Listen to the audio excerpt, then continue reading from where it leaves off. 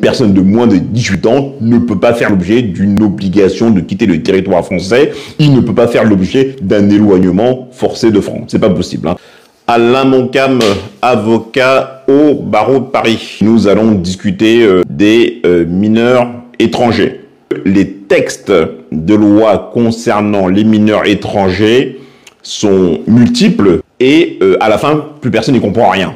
Un jeune, une personne de moins de 18 ans n'est pas sous l'obligation d'avoir un titre de séjour. Parfois, on croit que, mais non, hein. Donc, quand on a moins de 18 ans en France, on n'est pas obligé d'avoir un titre de séjour. Mais pour autant, la préfecture, l'administration propose aux jeunes qui le peuvent, qui remplissent des conditions, d'obtenir un DCEM, document de circulation délivré à l'étranger mineur. Il y a des situations où le DCEM, document de circulation délivré à l'étranger mineur, le titre de circulation en fait, il y a des situations où ce DCEM est de droit, à savoir que la préfecture doit le donner en fait au mineur en question. Le DCEM, il est de droit quand le mineur a au moins un des deux parents qui dispose d'un titre de séjour,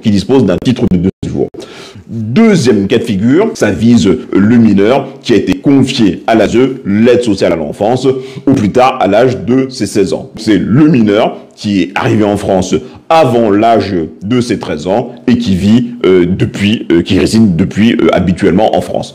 Une fois que le mineur devient majeur, il peut avoir en fait ou bien un titre de séjour vie privée et familiale, ou bien une carte de résident. C'est pas forcément un titre de séjour étudiant. La carte de résident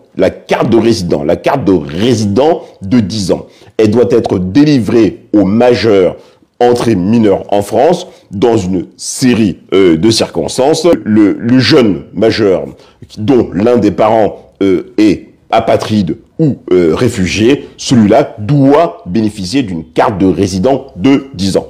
Le jeune de moins de 21 ans à charge d'un parent français, celui-là également, il doit bénéficier d'une carte de résident. Et il y a également un troisième point, mais bon, c'est assez restrictif, c'est le jeune, ça concerne les personnes qui sont nées en France, qui sont reparties dans leur pays d'origine à un moment donné, et qui sont revenus donc en France. Donc ils n'ont pas pu bénéficier de la nationalité française. Donc sachez que le jeune qui est né en France et qui justifie avoir sa résidence habituelle en France pendant au moins 5 ans, celui-là, en fait, depuis l'âge de 11 ans, celui-là doit bénéficier d'une carte de résident. Également, il y a également un cas de figure où la préfecture peut délivrer une carte de résident, c'est les jeunes qui sont entrés en France via le regroupement familial, en fait.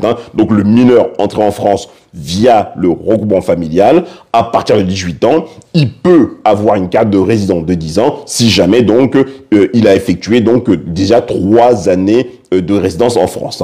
Donc en d'autres termes, en fait, quand vous faites un regroupement familial concernant vos enfants et que cet enfant il arrive en France au plus tard à l'âge de 15 ans, le délai entre 15 ans et 18 ans est compté comme année de résidence.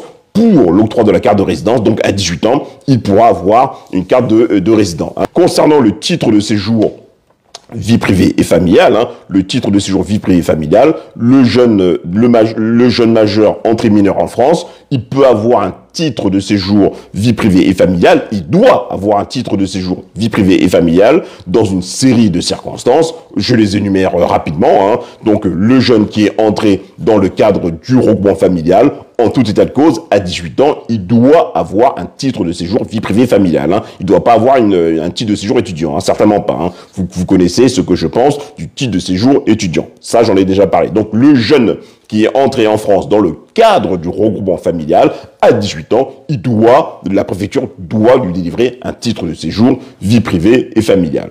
Deuxième cas de figure, où la préfecture doit délivrer un titre de séjour vie privée et familiale, ça concerne les jeunes qui sont entrés mineurs en France, en dehors du cadre du regroupement familial, mais qui sont arrivés en France avant l'âge de 13 ans et qui depuis vivent régulièrement en France avec l'un de leurs parents titulaires d'un titre de séjour. Hein. Donc ça, c'est le second cas de figure. Le premier cas de figure dont j'ai parlé tout à l'heure, c'est le jeune qui est entré en dehors, dans le cadre du regroupement familial. Là, c'est le jeune mineur qui entre en France en dehors du cadre du regroupement familial. Si jamais il arrive en France avant l'âge de ses 13 ans et qu'il a sa résidence habituelle jusqu'à l'âge de 18 ans, à 18 ans, la préfecture doit lui délivrer un titre de séjour, vie privée et familiale. Enfin, troisième cas de figure, ça concerne le jeune majeur qui a été confié à l'ASE au plus tard à l'âge de 16 ans. Hein. Le jeune mineur qui est confié à l'ASE au plus tard à l'âge de ses 16 ans, à 18 ans, la préfecture doit lui délivrer un titre de séjour, vie privée et familiale.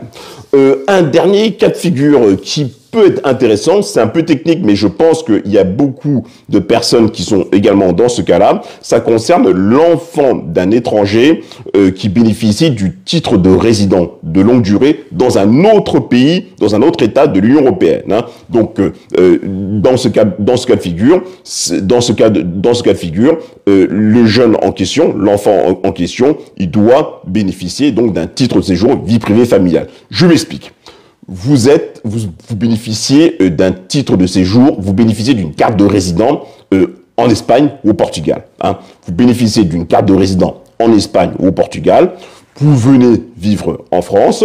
Si jamais donc vous êtes accompagné de votre enfant en question, il doit bénéficier donc d'un titre de séjour vie privée familiale à l'âge de 18 ans.